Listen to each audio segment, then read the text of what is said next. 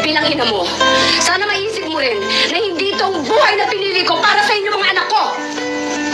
Kung iniisip mo na sana binalik kita sa tiyan ko, sana maisip mo rin na ilang beses kong ginusto na hindi na kayo pinanganak. Para hindi nyo maranasan ang hirap dito sa mundo.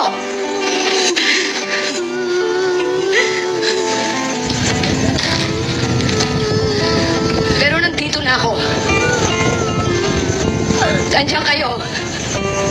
Kahit nandito na ako sa manlupalop ng mundo, dito dala-dala ko. Ang obligasyon ko sa inyo na bigyan kayo ng magandang buhay dahil magkulang niyo ako. Hindi mo ako naiintindihan. Hindi ko hiningi lahat ng binigay niyo sa amin. Kayo may gusto na hindi ako. Dahil mahal ko kayo. Mahal ko kayo.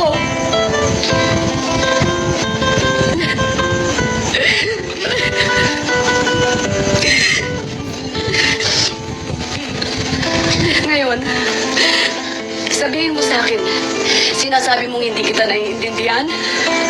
Bakit, Carla? Ako ba inintindi mo kahit minsan? Hindi.